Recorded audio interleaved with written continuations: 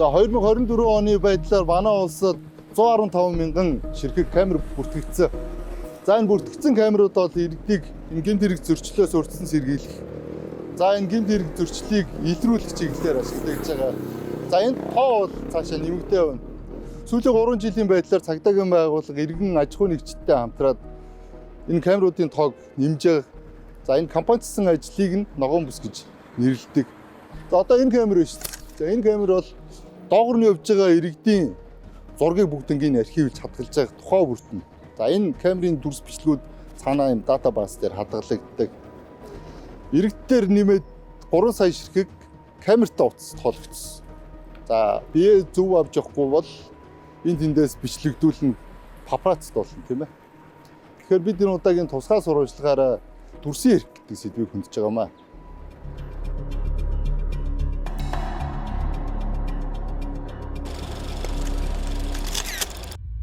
Нийтийн орон зайг камержуулж хяналтын камерыг нэгдсэн сүлжээ бий болгох ажил манай улсад 2010 онд эхэлсэн. Цагдаагийн байгууллага 2022 оноос аж ахуй нэгжүүдийг шахаж камержуулж мэдээлэл шуурхай удирдлагын нэгдсэн төвд камерын хяналтын нэгдсэн системийг нийслэлийн дүүргүүдэд камерын хяналтын дид төвүүдийг бий болгожээ. Бид Баянгол дүүргийн телекамерын хяналтын дид төв дээр очлоо. Дид хурандаа болор эрдэнэ бидэнд ногоон бүс 1 2 3 дугаар аяны үр дүнг танилцуулсан юм а. Улсын хэмжээнд хэдэн камертай байгаа юм аа? Ер нь улсын төсвийн хөрөнгө оруулалтаар болон нөгөө иргэд аж ахуй нэгжийн дэмжлэгтэйгээр нийтдээ 80 гаруй мянган камер гудамж талбайдаа бол тавьдсан байж байгаа. Ерөнхийд нь харах ажиглалтын камер гэж байгаа. Мөн хүний царайгаар бүртгэж явах энэгээр ямар хүн өнгөрөө явчихваа гэдэг байдлаар одоо хүний арай намхан хүний царайны төвшин тохируулж юм. Тэгж бас камер тавьж хүний царайгаар бүртгэж дараа нь ямар нэгэн байдлаар хүүхд алга боллоо гэхэд тухайн хүүхдийн зургаар хайлт хийж олох эсрүүлэх тиймэрхүү ажлаа явуулж байна. Одоо бас Улаанбаатар хотын хэмжээнд 176 орон зургийг камержуулсан 20 гаруй төрлийн зөрчил, тээврийн хэрэгслийн зөрчил, замын хөдөлгөөний зөрчлийг илрүүлэхээр ажиллаа тэр системээр ажиллаад эхэлсэн байж байгаа. Тэн дээрээс бол автомашины дугаараар ер нь ямар аль машин энэ хугацаанд хаагуур яаж явсан бэ гэдгийг бүгдийг шалгаад үзэх харах боломжтой болсон байж байгаа. Тэрээр нь цагдаагийн хэлцүүд газрууд руу хандах боломжтой байлгахаар одоо яг ажиллагаа хийж байгаа. За одоо хүн одоо дэлгүүртээ хулгай хийлээ гэж чинь тийм тэр мэдлэгээр одоо хүний дүрс зураг зарчвал яаж хийх вэ? Энэ төвүүд нэвтрүүлээд байгаа IREX гэдэг фаза програм одоо энэ харагдчихэ. Энэ дээр бол бичлэгдэр болон гадны хүсвэрийн зургийг оруулаад энэ хүнтэй төстөө хүмүүсийг одоо энэ хугацаанд энэ камеруудаас тавьсан байх магадлалтай энийг гаргаж өгөөч гэдгээр хайлтыг боломжтой байгаа. Тэгээд хэдэн хувьтай таарч чинь 100% таарч чинь уу 60% энэ хүнтэй тохирч чинь уу гэдгээр одоо эндээс зураг оруулах юм тийм зураг оруулаад одоо энэ зургууд танаас гарч ирж байна. Энэ зураг хүмүүсийн зураг. Энэ одоо энэ гараас за ийм төстөө хүнийг олё гэдгээр команд өгсөн байх. Тэгэхээр энэ хүнтэй төстөө камерууд одоо энэ 15 дугаараар мянган барааны уртын камер өргөөгийн телевизийн зүүн талын зам камер 13 дугаар сургууль орчинд гэдэг үеийн камерууд эндээ төстөө хүн явсан байх шүү гэдгээр ингээд хагаад ирж байгаа гэсэн. Тэгээ 68 хүүхтэй, 70 хүүхтэй, 60 хүүхтэй харж байгаа. Таарч байгаа. Яг энийг гаргаад ирвэл илүү одоо камерын сайжраад дүрсээсээ аваад метр сайтай байж явуулаад энэ камеруудаар ингэж өнгөрсөн байна гэдгээр шууд гаргаад ирсэн. Ерөн сурвалжлагч байгаа ч юм уу хүмүүсээ санаа холбоод тэгээд энэ хүн яг энд явж шүү гэдэг байдлаар дохио өгдөг систем бас байгаа. Маршрут тогтоох боломжтой. Боломжтой. Хизээнээс тийм боломжтой байна. Энэ төсөл чинь 2024 онд хэрэгжиж эхэлж байгаа. Нийслэлийн засаглалын хөрөнгө оруулалтаар хэрэгжээд одоо энэ онд багтаад дотроо дотроо. Ерөнхийдөө цаашны зорилго нь аймгийн төвийг ч гэсэн аймгийн төвдөр байгаа дид төвүүдийг нэгдсэн төвтэйгээ холбоод нэгдсэн нэг систем болгож ажиллуулахаар зорж байгаа. Одоо энэ дээр бол ийм хүмүүс ингээд танигдсан зураг нь одоо нүүр царайгаар нь таньсан бүртгэгдсэн байна гэсэн. Тэгээ улаанаар нь болоод энэ хугацаанд Чиний үйл ирэн сурвалжлагдж байгаа болон одоо нөгөө нэг алга болсон болсон хүүхэд хүмүүс тэднийг хайж болоход цаг хугацаа хэмнэ.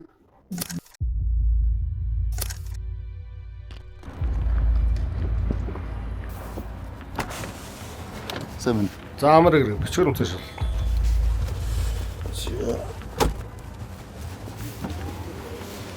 Яасан мөлий. За цагдаа бол энэ Ингрийн камерын бичлэгээ яг албан ажилдаа хэрэглэх ёстой. За тэгтлийн цагдаагийн Ингрийн камерын бичлэг гадагшаа алдагч цацагдсан хэд хэдэн тохиолдол юу гарч ирсэн. За би бол хоёрыг тодорхой санаж байна. Амар хэрэг. За. Хаанаас тийм та? Долоон байна уу? Байна. 2023 оны 1-р сарын 20 ковид цар тахлын хөл хорионы үеэр хууль хяналтыг бүрдэх байгууллагад ажилладаг найзууд Улсын онцгой комиссараас тогтоосон хөл хоройг зөрчиж замын хөдөлгөөнд оролцсон. Тэднийг зогсоон шалгасан цагтаа бүгдийнх нь бичиг баримтыг шалгаж царайг нь Ингрийн камертаа харуулсан. Улмааруугүй бичлэгийг хэвлэл мэдээллийн байгууллагуудаар дамжуулж олон нийтэд цацсан. Хуульч нарын зорчих маршрутыг урдаас мэдэж тэдэнд чиглүүлж хийсэн гүйцэтгэх ажил байсан эсэх нь онцгой хэвээр үлдсэн юм а. Таны бичиг баримт нь өөр ажиллаж юм байна уу? Хаанаас тийм та? Жишээ 2. Улсын их хурлын 2020 оны сонгуульд нэр дэвшигч Аригтан цогтурсан үедээ хамт нэр дэвшсэн иргэнтэй муудалцсан. Энэ дагуу дуудлагаар ирсэн цагдаагийн албаагч тухайн нэр дэвшигчийн цогтуурлын зэргийг шалгасан. Дээрх бичлэгт нэр дэвшигчийн царай тод гарсан.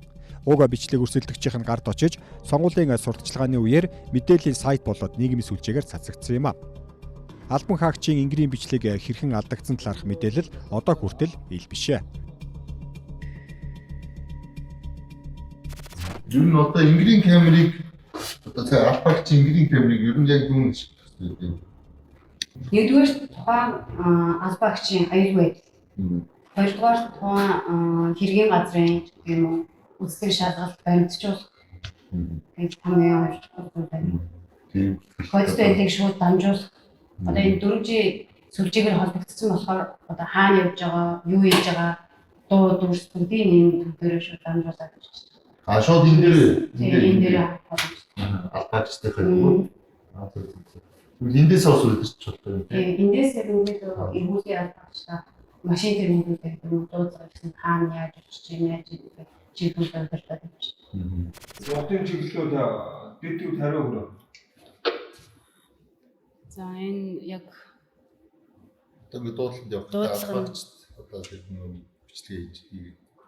Ингрийн камерыг асаацсан шууд дамжуулсан явж байгаа гэсэн одоо яг энэ айлд очиод тухайн дуудлагын дагуу шалгалт хийх явж байна. А ингэ шууд дамжуулаа явж идэв юм. Тийм 4G камерыг эсвэл 2025 оны 1-р сард энийг нэвтрүүлээд эргүүлийн машинуудтай болон албаагчтай дуудлага явуулдаг албаагчтай Ингрийн камераар хангаад өгсөн. Одоо таардаг спикер нь байхгүй байгаа. Тэрнээс биш интерийн ярьж байгаа яриаг нь бас бид нар давхар сонсоод тэгээд одоо тэр нэг хурлын микрофон биш үү? Тэр шиг микрофон байх юм бол за нөхдүүд чинь хоорондоо тэгж ярьсан байх шүү. Тэгж ярьж байгаа юм бол ингэж шалгаараа гэдэг бид нар эндээс нь давхар микрофон зааварчлага хөрнө жижигхэн Ингрийн камер дээрээс шууд цацагдаад нөгөө албаагч сонсно гэсэн үг байхгүй нэг гар станц шиг. Тэгэхээр ер нь бас алдаа гарах магадлал бас багасна гэсэн үг шүү дээ. За зөв зааварчлага нөгөө шалгалтын ажиллагааг нь хийлгүүлнэ.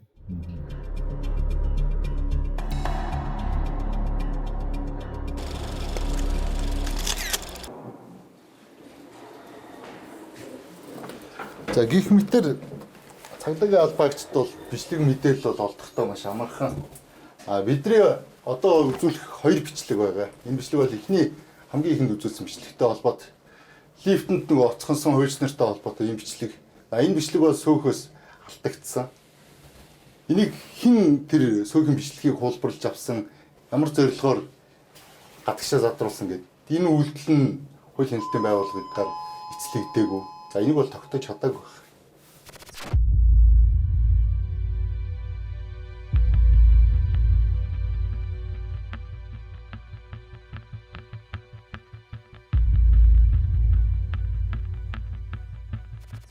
өөрсдөө авчихад тэгээ өөртөө тийг тавихгүй байсан.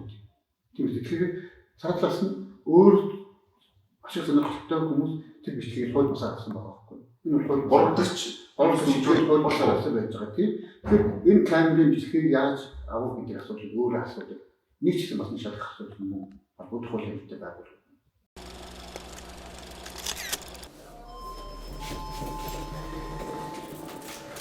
Орон сууцны шат лифт тоглоомын талбай бүгдээрээ камертай. За энэ камеруудыг сууц өмчгчдийн холбоо бүгдийг нь хариуцж байгаа. Тэгтэл иргэд бол энэ сөөхийн камерыг шүүж одоо бичлэг хийж байна. Сөөхүүдийн бичлэгүүдийг гадагшаа гаргаад за энийгээ өөрөөсөө хууль зөрчиж байгааг бас мэдтгүү. За энийгээ сошиал дээр тавиад идэх.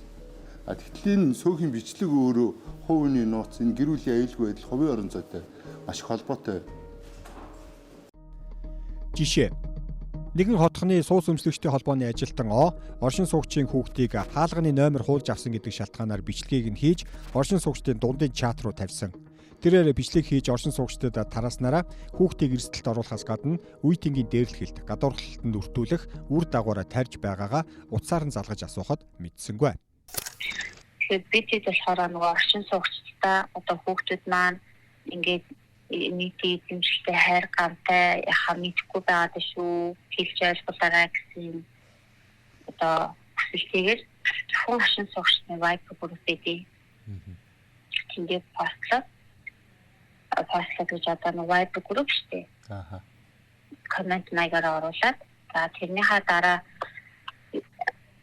одоо нөгөө манай оршин суугч биш хүүхдүүд бас орж ирж нөгөө юм мэддэг байхгүй юу?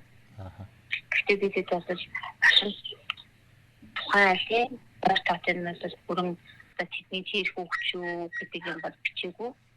Зөвхөн энэ байрны тэдэн дахин хөгжил биш үү гэдэг нэг оруулсан. Тэгээд дараа нь энэ нэгтэй ороод нэг оршин суугчаа аль байрны хэдэн дахин хөгжил мэдээгүй байсан. Тэрний дараа оршин суугчаа энэ айлын хөгжил байна гэдгийг дараа нь хөөж олоод эцэгтэй холбогдсон байна. Өөр бусад арга хэмжээ авч болно шүү дээ. Одоо үгийн өмнөх тогтолцооны ч юм уу тэгж нийтийн чигшүүлдэг гэдэг ойлголт бол өмнөдийн Монгол арчсан юм байх ёсгүй. Хүчнэрийг хамт улсны чигшүүлдэг. Нэг нийтлэлөө нэгнийхээ төлөө гэдэг ч юм уу тийм өмнөх нийгмийн тийм юм одоо л яваад байдаг юм шиг. Яваад энэ багагийн хэлжүүлэх баггүй. Энэ одоо ч хүн болсон бий даасан тийм ээ. Үгүй. Нийтдээ нийтлэлээ юм гэдэг юм байхгүй. Хүний чигшүүлгийг бүр тийм ба. Ийм хамтаасаа бидээс асуух хэрэгтэй. Саяхан бас та бүхэн мэдж байгаа одоо 1-р сургууль дээр нэг иргэн тийм ээ. Одоо яг тухайн нөхцөл байдалд бол харахад тэр хүүхэд өөрөө тэр иргэнийг гэдэг юм уу тэр насанд хүрсэн хүнийг доромжилж байгаа үйлдэл нь өөрөө буруу боловч нөгөө талдаа нөгөө хүүхдийн одоо тэр бичлэгийг шууд бас олон нийтэд цацж байгаа тэр хүүхдийн эрхийг бас зөрчиж байгаа. Өөрөө Монгол улсад бас хүүхэд эрх хамгааллын тухай хууль, хүүхдийн эрхийг хамгаалсан олон бас хууль тогтоомжууд, дүрм журмууд байгаа шүү дээ. Тэгэхээр энэ дээр харахаар хүүхдийн эрхийг бас зөрчсөн үйлдэл болоод харагдчихж байгаа. Тэгэхээр бид нэр өнөөдөр бүх төвшөнтэй буюу одоо ганц боловсролын байгууллагад дамжуулан одоо бас хүүхд хүмүүжлийн ажлыг ярих биш. Бүх төвшөнд нийгмээрээ бид нар энэ хүүхдэд өрсөлдөг үлгэр дуурайлал болох хүүхдэд эерэг нөлөөлөл үзүүлэх хүүхдүүдэд зөв одоо бас шаардлага юм нөлөөлөл үзүүлдэг энийг л одоо бий болгох нь бол бас айгүй чухал гэж харж байгаа. Тийм ч учраас бид нар бодлогын төвшөнд ер нь одоо энэ хүүхдэд хамгааллын чиглэлийн юм нөлөөллийн ажлуудыг зохион байгуулахдаа оролцогч талуудыг бүгдийг нь оролцуулахыг зорилгоо болгоод байгаа. Энэ нь өөрөө одоо юу гэж хэлж байгаа нөхөр сургалтын байгууллагын бүх түвшний одоо ажилч албаа хаагчдыг, түнчлэн эцэг эхчүүдийг тийм ээ. За суралцагчдыг бүгдийг нь оролцуулж аль аль нь одоо зөв ус ойлголтод хүрчээж өөрөө энэ бас илүү эерэг үр дүнтэй болох юм аа гэж харж байгаа. Одоо ялангуяа одоо жижиг одоо энэ супермаркетууд дээр тийм нэг 1-2 шүмжтэй үний зорилгыг аваад тавьдаг гэдэг байна. Энд дээр бид нар бол одоо нийслэлийн нэг үйлчлэг юм явуулдаг. Нэг уулзалт хийгээд ялангуяа физиктэй GC юу гэдэг GS-аар CEO гэдэг ийм хүмүүс гараад байгаа гэдэг яриад үүдгийг бид нар тус тийм албан систем мэдээлэл ирсэн байж. Тэгээд дээр бид нар анхааралтай байна. Ямар тохиолдолд үгүй холбоотой яасан бол тэр хүмүүс өчтөө үйлдэл нэг үйлдэл зарсан зүйл авахгүй шүү дээ. Тэр хүний тэгж гений юм шүү гэдэг юм гэдэг. өөртөө цахим орчиндөө өөртөө цахим сүлжээгээ тавьлаа. Дараагийн жишээ GS25 CU зэрэг сүлжээ дэлгүүр 24 цагаар ажилладаг. Тэнд оюутнуудаа цагаар ажилладаг. Үйлчлүүлэгч нар тэдгээр худалдагчдтай зөв бус харилцсан, хил амаар доромжилсан, цогсон асуудал гарах нь бий. Мөн дэлгүүрээс эд зүйл хулгайлж авсан гинт хэргийн талаарх мэдээллийг цахим сүлжээнд байршуулж нийгмийн сүлжээгээр цаазлуулдаг явдал их байна. Зүүн хулгайд эд зүйлээ алдсан бол бичлэгийг нийгмийн сүлжээнд биш, цагдаагийн байгууллагад хандаж гаргах ёстой байдаг. Жишээ 3. Хэдэн жилийн өмнө ресторант тусгай албаны хурандаа татварын хилцээний дарга компани захирал нар архитан согтуурж улмаар муудалцсан нэгнийхээ толгойг архины шилээр хагалж байгаа бичлэг цацагдсан. Тухайн бичлэг бол таасны камераас бичдэг, бичлэгийн их нь ресторан хадгалагдсан байгаа. Гэтэл уг бичлэгийг хурандаа нарын зодон гэдэг нэрээр мэдээний сайтад өгчөөд задлуулсан. Тухайн үед хууль зүйн сайдаар Нямбатар байсан санагдаж байна. Зодон хийсэн нөхцөлийг ажлаас нь халсан гэж мэдэгдэж байсан. Бичлэгээ цацагдсан сайт тухайн үеийн хууль зүйн сайдын хоршил сэтгүүл зүйн салбарт буруу жишээ тогтоосон. Жишээ 4. Үндсэн хуулийн цэцгийн гишүүний энэ бичлэгээ тухайн үед дуйлаан тарьж байлаа. Цэцгийн гишүүн гэдэг бол төрийн өндөр албан тушаалтан. Түүний ажлын байр төрийн хамгаалтанд байдаг. Гэтэл төрийн хамгаалалттай байрнаас камерын бичлэг алдагдаж хэвлэл мэдээллийн хэрэгслээр олон нийтэд илүүлсэн. Цэцгийн согтуу гишүүний уг бичлэгийг хэн ямар зорилгоор өгсөн бэ гэдг нь анхаарал татна. Тийм зүйлүүд аяих явагддаг штэ. Энэ зөвхөн мэдээлэх зорилгоор биш. За мэдээлэх байсан ч гэсэн ард нь өөр давхар зорилго нөгдчихийдэг тий.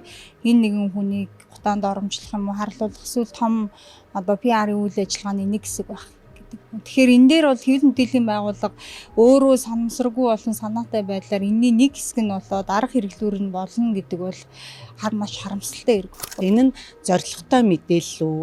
Нэгдүгээрт харах, хоёрдугаарт нь энэний цаанд хэний эрх шиг явж байна вэ?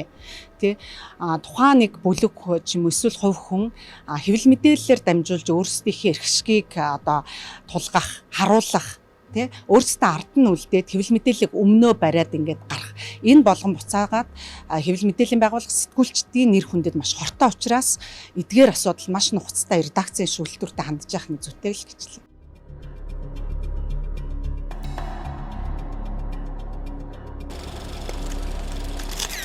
Хэвлэл мэдээлэл нийгмийн сүлжээгээр цацсан бичлэг болгоныг тайлбарлал дуусахгүй. Бид бол хүний зураг, дүрсийг авах гэж байгаа бол өөрөөс нь зөвшөөрөл авч байхыг зөвлөж байгаа юм а. Хууль нь ч юм. Хүний дүрс бичлэгийг хууль бусаар цуглуулах явдал нь өөрөө мөрдөн мөшгөх гэмт хэрэгт тооцогддог. Гэтэл хууль ёсоор бусдыг нууц далд аргаар мөрдөн мөшгөх эрхийг тагнуулын байгууллага гүйцэтгэх ажлын тухай хуулиар олж авсан байдаг шүү дээ. Хууль чундрах эрдэнэ Галбаатар нар үндсэн хуулийн цэцэд 2023 он, 2024 онууд гүйцэтгэх ажлын хууль тогтоомжуудыг өгч ирсэн. За ингээ зарга явсан. Энэ бол дүрсийн эрхтэй холбоотой нэгдлийн юм арган байсан. Өнөөдөр бол хүчний үйлдвэр үйлчилж байгаа хуулиар мөрдөн шалгах ажил явуулдаг байгууллагууд гэмт хэрэг илрүүлэхийн тулд юм уу?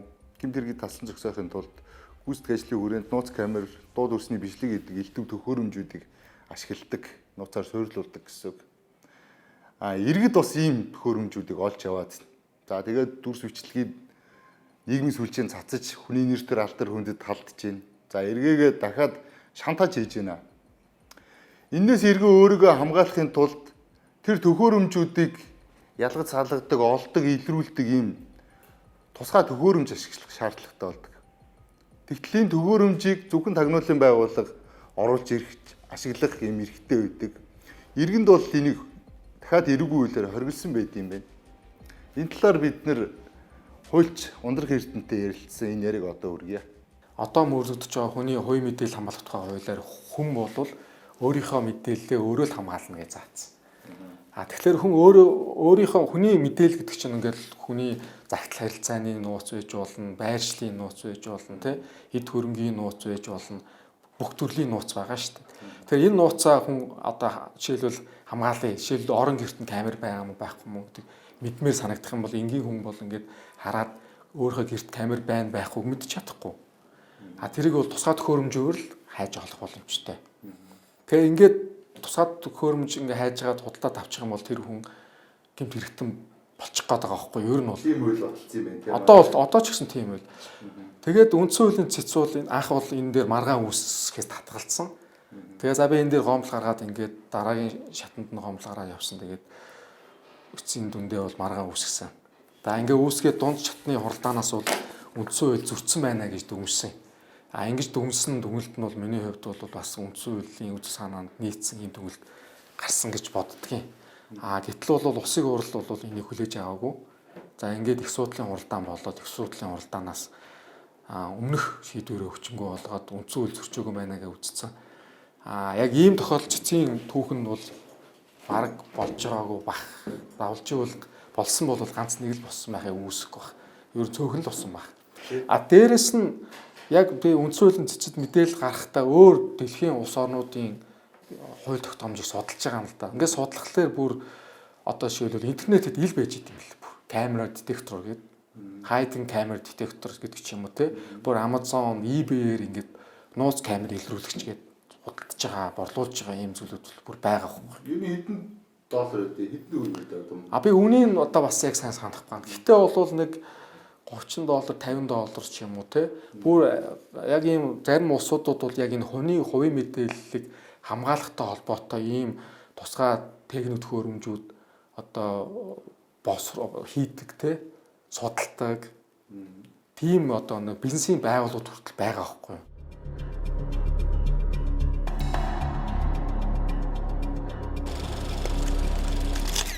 Тусгай сурвалжлага нэвтрүүлгийн энэ удаагийн дугаараар бид дүрсэн эрх гэдэг сэдвийг хөндлөө. Төрөнд дурдсан баримтууд бол босон явдал. Босон явдлыг олон нийтийн сүлжээнд тавьж бусдын нэр төрөөр алтар хүнд там байдлаар ингээ халдаадах. Нийгмийн сүлжээнд тавьчихаар хүмүүс тэр хүмүүсийг асар ихээр хараанд оромжилж байгаа. Тэгтэл тэр хүмүүс зөрчсөн хууль босоод энэ ёс зүйн үйлдэлтэй хариуцлага хүлээж тэр хүмүүсийг нийгмийн сүлжээнд хүмүүсийн хоол болгох шаардлагагүй. Хүн төрөлхтөө олон жилийн өмнө гин буруу үйлдэлсэн, гин тэрэг хийсэн хүмүүсийг бусад нь одоо сургамж болох үүднээс олон өмнө цаазалдаг байсан. Энэ цааз өнөөдөр нийгмийн сүлжээ болчиход. Тэгэхээр хүмүүсийн дүрсний эрхийг хамгаалахын тулд холбогдох хууль тогтоомжуудад өөрчлөлт оруулах шаардлагатай байна. Эрэг хууль, зөрчлийн хууль, иргэний хууль, хувь хүний мэдээлэл хамгаалах хууль. Энэ хуулиуд дээр тодорхой өөрчлөлт хийхгүйгээр энэ эрхийг хамгаалж чадахгүй юм байл. Одоо нэмэгдээ лайвчд гарч ирж байна. Энэ лайвчд бол хүмүүсийг элдвэр гутанд оромжилж байна. Дуу дүрсний бичлэгийг ямар ч зөвшөөрөл авахгүйгээр хийж байна.